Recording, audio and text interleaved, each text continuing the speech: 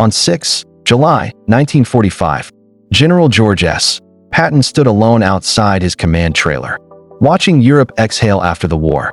His boots were dusty from victory marches, his reputation explosive and feared, and his mind raced toward a future no one wanted to hear. Patton believed peace was an illusion. He paced like a caged animal, sensing another war crawling forward. Around him, the world was rearranging itself, borders hardening under Soviet pressure, politicians whispering about stability. Patton believed the war had ended too soon, that the Red Army was the next enemy, and that hesitation would cost millions. To his superiors in Washington and London, this was dangerous thinking from a man who commanded armies and loyalty. Patton spoke too freely, challenged allies openly, and refused to soften his words for peacetime politics. Behind closed doors, officials debated how to silence him, not with medals or promotion, but with control. What frightened them was not Patton's temper, but his clarity and his willingness to act. In that quiet moment in Germany, history balanced on a knife's edge, and one general refused to step back. The question forming in every corridor of power was simple. Could Patton be controlled, or would he break the post-war order? By 9 August 1945, the corridors of Allied command were thick with unease, and Patton's name echoed like a warning. Stationed in Bavaria, commanding the Third Army, he watched Soviet movements closely, noting rail lines, troop rotations, and intent. Patton spoke openly to journalists, comparing former Nazis to useful administrators, and Soviets to future occupiers, to politicians rebuilding a fragile peace. These words were gasoline poured onto a smoldering Europe. General Eisenhower received cables daily describing Patton as brilliant, uncontrollable, and increasingly defiant. Patton did not believe diplomacy would stop Stalin. He believed force was the only language respected. He argued privately, and sometimes publicly, that the Allies should strike east before the Red Army consolidated power. This was heresy in a war-weary world, where mothers wanted sons home and leaders wanted quiet. In Washington, officials feared headlines, feared escalation, and feared one general dragging nations into another war. Patton's command was quietly reduced, his access limited, his future discussed without him in the room. He felt the walls closing in, sensing that victory had made him expendable. Europe had survived Hitler, but now stood divided, and Patton refused to accept the division. As summer faded into autumn, the effort to neutralize him intensified, subtle at first, then unmistakable. On 22 September 1945, Patton walked through occupied Germany, feeling isolated despite his rank. His Third Army command was ending, replaced by administrative duties he openly despised. The battlefield general was now managing paperwork, overseeing denazification programs, and enforcing policies he found hollow. Patton believed punishment bred resentment, that Europe needed rebuilding, not humiliation. These views collided violently with Allied policy. Already under political scrutiny at home, newspapers seized his quotes, twisting them into scandals that fed a public tired of war heroes. Eisenhower summoned him, not as a friend, but as a superior enforcing boundaries. Patton was ordered to apologize, to retract statements, to learn restraint. He complied outwardly but privately burned with frustration. Feeling betrayed by cautious men, his soldiers remained loyal, sensing the injustice. But loyalty could not protect him now. Behind the scenes, discussions turned darker, questioning his mental stability and usefulness. Patton felt watched, sidelined, his instincts screaming that something was wrong. The man who thrived in chaos was suffocating in peace, and peace was winning. On 8 December 1945, winter settled over Germany and over Patton's uncertain future. He was now commander of the 15th Army, a paper command, tasked with writing history, not making it. The demotion was polite, deliberate, and devastating to a man built for movement and command. Patton spent his days reviewing battle reports, while younger generals planned the world ahead. Privately, he spoke of betrayal, believing truth had become inconvenient. Friends noticed his restlessness, his impatience, and his refusal to accept silence. He continued to warn of Soviet expansion, even as officials dismissed him as outdated. The Cold War was forming quietly, yet Patton was barred from shaping it. On the roads of Germany, He rode in staff cars, not tanks, watching armies dissolve. There was talk of retirement, talk he refused to entertain. Patton believed his duty was unfinished, that history would vindicate him. Then came the accident, sudden and brutal, on a quiet road near Mannheim. On 9 December 1945, his car collided with a truck, ending everything. The world called it misfortune, but questions lingered, unresolved and heavy. Patton lay paralyzed, conscious, and aware, as control finally slipped away. On 21 December 1945, George S. Patton died in a military hospital, far from any battlefield. The official cause was complications from his injuries, the announcement clinical. The moment quiet. No court-martial, no disgrace, no final speech, just silence closing in. Across America, newspapers mourned a hero, while quietly shelving his last warnings. In Washington, relief mixed with respect, because the problem had resolved itself. Patton was buried in Luxembourg, among his soldiers, exactly where he wanted to rest. Yet even in death, unease followed him, like unfinished business haunting the living. Rumors spread through officer circles, whispered late at night, never written down. Some questioned the accident, others dismissed it, but doubt refused to fade. What mattered more than truth was consequence. Patton was gone. Without him, opposition to Soviet expansion weakened, and compromise became policy. Within months, Eastern Europe hardened behind iron borders, just as Patton predicted. The Cold War began without its loudest warning voice. History moved forward, carefully managed, politically balanced, and emotionally distant.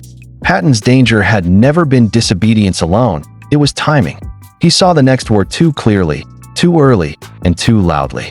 In a world desperate for calm, his certainty felt like a threat. Control was restored, order maintained, but the cost would surface later.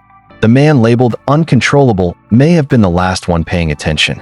By 5 March 1946, Winston Churchill stood in Missouri, warning of an iron curtain descending across Europe.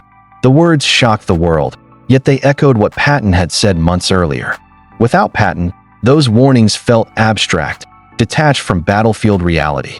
American generals adjusted doctrine, planning for deterrence, not confrontation. Soviet influence solidified across Poland, Hungary, and East Germany. What Patton feared was no longer hypothetical, it was policy in motion. Documents later revealed how seriously his views were once considered.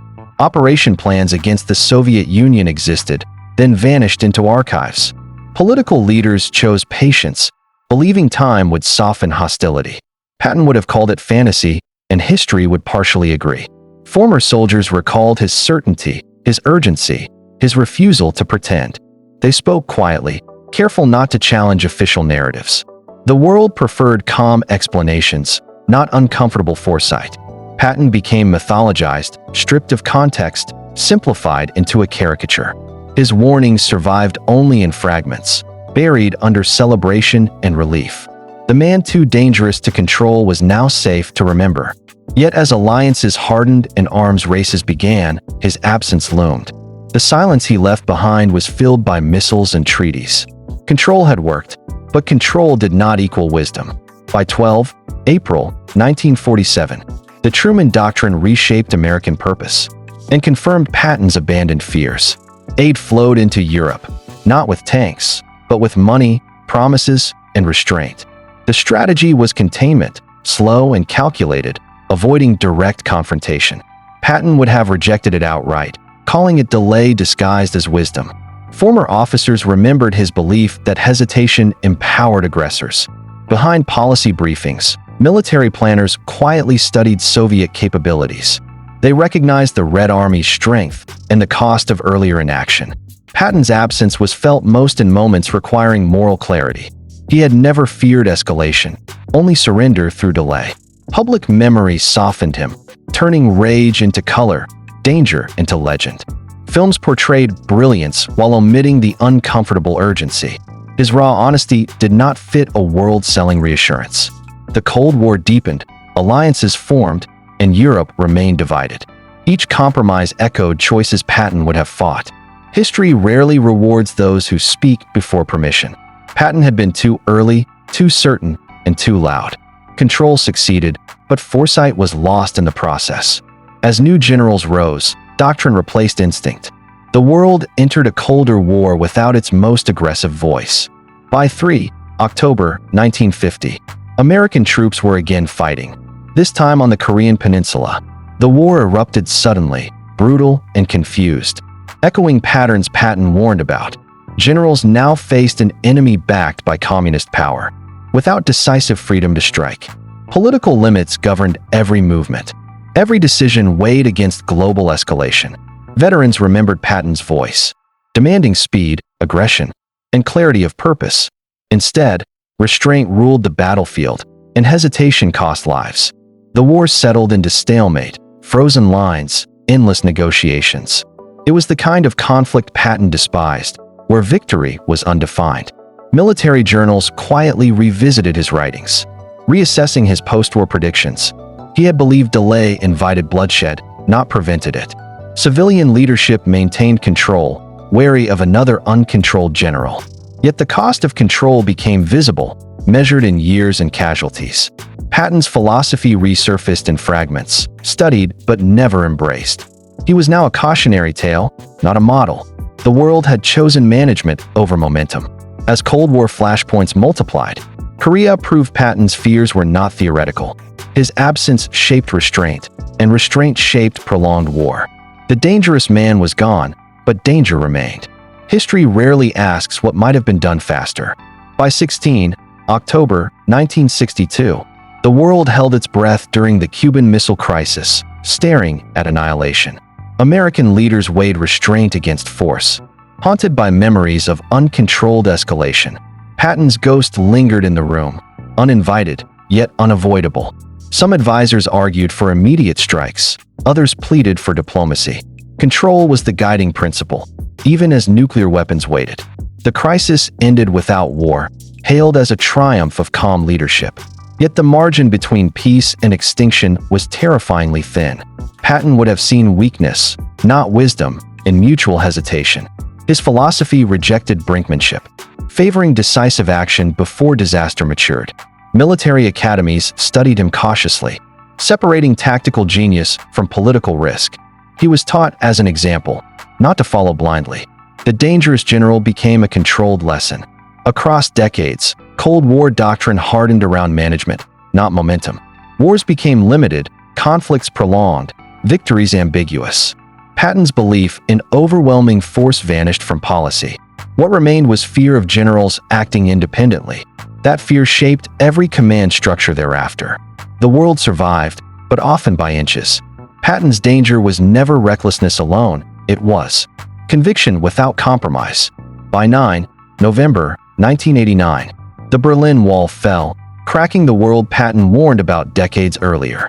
Crowds cheered, history shifted, and the Cold War began to end, without a battlefield victory. The division Patton rejected dissolved slowly, not through force, but through exhaustion. Archives opened, memos surfaced, revealing how seriously his warnings were once weighed. He had not been reckless, he had been early. Patton understood power, timing, and the cost of delay in human lives. Leaders feared him because he could not be shaped into a symbol. He refused to become manageable, agreeable, or silent. In peacetime, such men are liabilities. The post-war order demanded patience, messaging, and restraint. Patton demanded clarity, speed, and action. History chose control over confrontation and lived with the consequences. His danger was not ambition, it was refusal to lie. He exposed the gap between victory and peace. The world learned to manage conflict, not end it. Patton's legacy remains uncomfortable, unresolved, and quietly relevant. He was too dangerous to control because he would not wait.